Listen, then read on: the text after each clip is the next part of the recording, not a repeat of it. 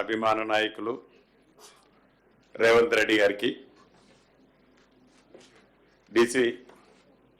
Deputy chief minister పెద్దలు బట్టి విక్రమార్క గారికి, పిసిసి అధ్యక్షుల వారికి, గౌరవ సహచర మంత్రులు ఉన్నారు, పెద్దలు కేశవరావు గారు, నరేందర్ రెడ్డి అన్న, అదే రకంగా చిన్నారెడ్డి అన్న, చాలామంది, షబీర్ అలీ భాయ్, మేయర్ గారు, డిప్యూటీ మేయర్ గారు, జూపల్లి గారు, పొన్నం ప్రభాకర్ అన్న, అదే రకంగా సిఎస్ గారు, హౌజింగ్ శాఖ, మిగతా శాఖల అధికారులు, ఈ కార్యక్రమానికి హాజరైన ప్రింట్ అండ్ ఎలక్ట్రానిక్ మీడియా మిత్రులందరికీ హృదయపూర్వక నమస్కారం. ఇది చాలా శుభదినం. ఎన్నికల ముందు ఆనాటి పిసిసి అధ్యక్షులు, ఈనాటి గౌరవ ముఖ్యమంత్రి రేవంత్ రెడ్డి గారు కానీ, ఎన్నికల ముందు రాష్ట్ర వ్యాప్తంగా పాదయాత్ర చేసిన డిప్యూటీ చీఫ్ మినిస్టర్ బట్టి విక్రమార్క గారు కానీ, మేమందరం ఏ గ్రామానికి వెళ్ళినా, ఏ నియోజకవర్గానికి వెళ్ళినా, ప్రతి ప్రాంతంలో, ప్రతి గ్రామంలో, ప్రతి డివిజన్లో ఆనాటి ఇందిరమ్మ ఇళ్ళు చూపిస్తూ, ఆ సందర్భాన్ని గుర్తు చేస్తూ, అటువంటి రోజులు రావాలని, మా కళ నెరవేరాలని యావత్ తెలంగాణ ప్రజలు సంకల్పంతో, ఆలోచనతో, ఇందిరమ్మ రాజ్యం వస్తేనే ఇందిరమ్మ ఇళ్ళు వస్తాయని పూర్తిగా విశ్వసించి నమ్మి ఇందిరమ్మ రాజ్యాన్ని తెలంగాణ రాష్ట్రంలో తెచ్చుకొని సుమారు 1 సంవత్సరం పూర్తి కాబోతుంది. ఈ సంవత్సర కాలంలో, గడిచిన 10 సంవత్సరాలలో ఆనాటి ప్రభుత్వం 2 BHK కార్యక్రమాన్ని చేపట్టి, అంతకుముందు ఇందిరమ్మ ప్రభుత్వంలో దేశంలో ఏ రాష్ట్ర ప్రభుత్వమో కట్టనన్ని ఈనాటి తెలంగాణ రాష్ట్రంలో సుమారు 18,56,000 ఇళ్ళు పూర్తి చేస్తే, ఇప్పటికీ మనం ఏ గ్రామానికి వెళ్ళినా ఆ ఇందిరమ్మ ఇళ్ళు దర్శనమిస్తాయి. ఏ గూడానికి వెళ్ళినా, ఏ తండాలకు వెళ్ళినా, ఎంత మారుమూల అడవిలో ఉన్న ప్రాంతానికి వెళ్ళినా ఇందిరమ్మ ఇళ్ళు దర్శనమిస్తాయి. తెలంగాణ రాష్ట్రం ఏర్పాటు చేసుకున్న 10 సంవత్సరాలలో ఆనాటి ప్రభుత్వం కేవలం 1,52,000 ఇళ్లకి టెండర్ పిలిచి 98,000 ఇళ్లు పూర్తి చేసి, ఇందుట్లో 100% పూర్తయిన ఇల్లు 62,000 ఇళ్లుంటే, ఈ 62,000 ఇళ్ళు కేవలం ఆ పార్టీకి సంబంధించిన వారికి, వారి తొత్తులకే ఇచ్చుకొని నిరుపేదలని ఆనాటి ప్రభుత్వం విస్మరించింది. ఈ ఇందిరమ్మ రాజ్యం వచ్చిన తర్వాత గౌరవ ముఖ్యమంత్రి రేవంత్ రెడ్డి గారి నాయకత్వంలోని మన ప్రభుత్వం ఏవైతే అసంపూర్తిగా మిగిలిపోయిన 35,000-36,000 ఇళ్లని పూర్తి చేస్తూ, యుద్ధ ప్రాతిపదిక మీద ఇప్పుడే హైదరాబాద్ కలెక్టరేట్ లో నేను, పొన్నం ప్రభాకర్ గారు, జూబ్లీహిల్స్ కాన్స్టిట్యున్సీ, ముషీరాబాద్ కాన్స్టిట్యున్సీలో 84 ఇళ్లు పట్టాలు ఇచ్చి వచ్చాం, డిస్ట్రిబ్యూట్ చేసి వచ్చాం బెనిఫిషరీస్ కి. వాళ్ళ ఆనందానికి హద్దులు లేవు. అటువంటి సందర్భాన్ని గత ప్రభుత్వం పూర్తిగా విస్మరిస్తే, ఆ అసంపూర్తిగా కట్టిన ఇళ్లను పూర్తి చేస్తూ, టెండర్ స్థాయిలో ఉన్న వాటిని వీలైనంత వరకు కంప్లీట్ చేస్తూ, ఈ ప్రభుత్వం అన్నిటిలోకి వ్యవసాయానికి ఎంత టాప్ ప్రయారిటీ ఇచ్చిందో, యువతకి ఎంత ప్రాధాన్యత ఇచ్చిందో, అదే పద్ధతిలో పేదవాడి చిరకాల కోరిక, చిరు ఆశ, ఒక గూడు, అది ఇందిరమ్మ రాజ్యంతోనే సాధ్యమని మా అందరినీ దీవించిన పేదవాళ్ల కోసం మొదటి విడతగా ఈ రాష్ట్ర ప్రభుత్వం, గౌరవ ముఖ్యమంత్రి రేవంత్ రెడ్డి గారు, ఉప ముఖ్యమంత్రి బట్టి గారు, మా కేబినెట్ సహచరులు, మిగతా ఎమ్మెల్యేలు, ప్రతిపక్షంలో ఉన్న ఎమ్మెల్యేలు సూచనలు కూడా తీసుకొని ప్రతి నియోజకవర్గానికి తక్కువలో తక్కువ మొదటి విడత 3,500 ఇల్లు ఇస్తూ ప్రతి ఇంటికి 5 లక్షల రూపాయలు ఇస్తూ అది 4 విడతలతో ఇచ్చే కార్యక్రమాన్ని చేపట్టి తక్కువలో తక్కువ కనీసం 400 చదరపు అడుగుల్లో ఒక టాయిలెట్, ఒక కిచెన్ తో ఇల్లు ఏర్పాటు వారు సొంతం కట్టుకునే కార్యక్రమానికి ఈనాడు గౌరవ ముఖ్యమంత్రి రేవంత్ రెడ్డి గారి చేతుల మీదుగా ప్రజాపాలనలో లక్షలాది అప్లికేషన్లు వచ్చాయి.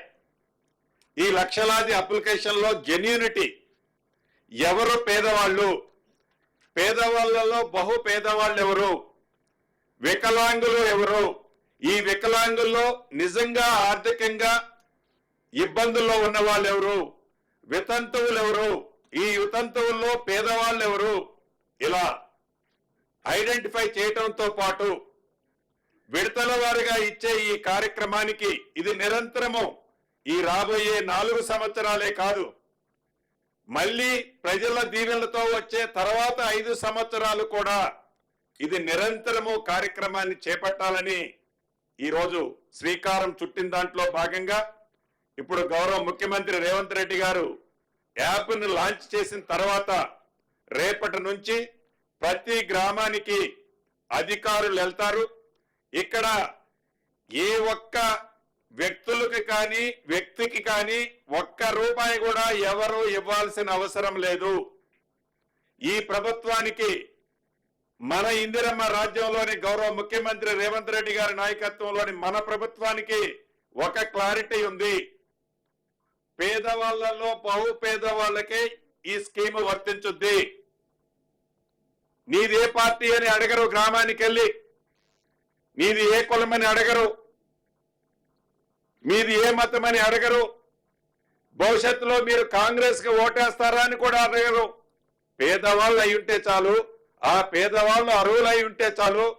అది సంఖ్య ఎంత అన్నది ముఖ్యం కాదు. ఈ ప్రభుత్వానికి 4,50,000తో మొదలెడుతున్న ఈ కార్యక్రమం దేశంలోనే ఈ రాబోయే సంవత్సరాలలో మొట్టమొదటి స్థానంలో తెలంగాణ రాష్ట్రంలోనే అత్యధిక ఇళ్లు కట్టిన రాష్ట్రంగా ఉండే విధంగా ఏదైతే ఈ పేమెంట్ ఉందో ఫౌండేషన్ కంప్లీట్ చేయటంతోనే ₹1,00,000 ఇవ్వటం జరుగుద్ది.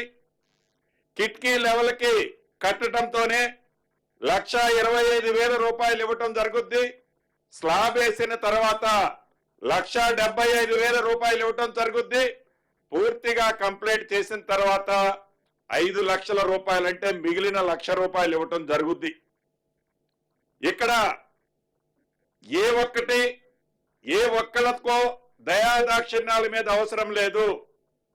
నిష్పక్షపాతంగా ప్రతి గ్రామంలో, ప్రతి డివిజన్లో, ప్రతి వార్డులో చిత్తశుద్ధితో ఈ ప్రభుత్వం ఈ కార్యక్రమాన్ని ఇవ్వాలని అనుకున్నది. అదే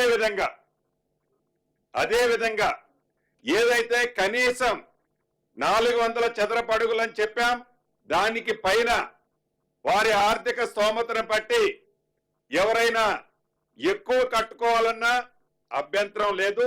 మొదట విడత ఇచ్చే ఈ కార్యక్రమంలో ఇళ్ల స్థలాలు ఉన్నవారికే లబ్ధిదారులుగా ఇవ్వాలని, అదే రకంగా పేమెంట్ కూడా గౌరవ ముఖ్యమంత్రి గారు కానీ, ఫైనాన్స్ మంత్రి, ఉప ముఖ్యమంత్రి గారు కానీ పేమెంట్ గ్రీన్ ఛానల్లో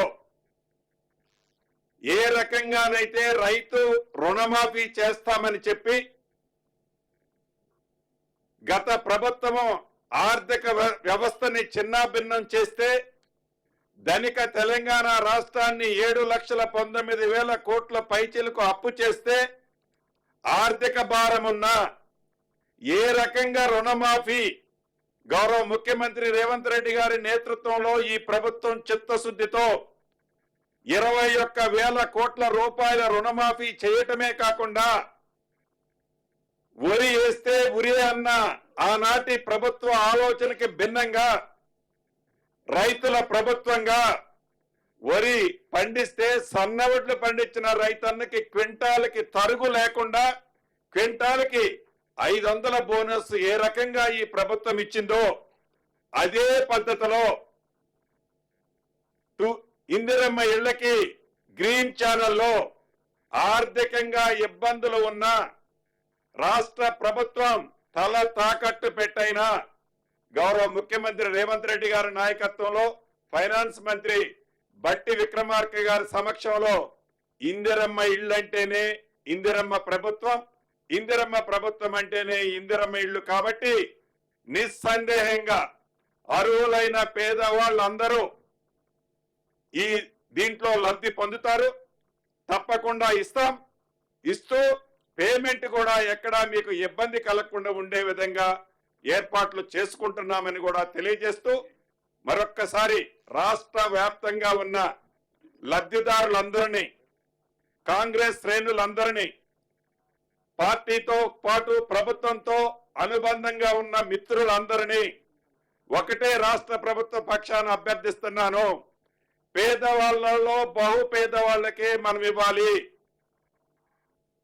గత ప్రభుత్వం లాగా అధికారం ఉంది కదా అని పేదవాళ్ళను వదిలేసి ధనికులకి గత ప్రభుత్వం ఎలా ఇచ్చిందో ఇందిరమ్మ ప్రభుత్వం అంటేనే పూర్తి విశ్వాసం, నమ్మకము పేదవాళ్ళ మీద ఉంది కాబట్టి ఆ పేదవాళ్ళకి ఇవ్వాలని ఈ వేదిక ద్వారా రాష్ట్ర వ్యాప్తంగా ఉన్న కుటుంబ సభ్యులకి అప్పీల్ చేస్తూ ఇప్పుడు గౌరవ ఉప ముఖ్యమంత్రి గారు బట్టి విక్రమార్క గారిని మాట్లాడవలసిందిగా కోరుతున్నాను. Thank you very much.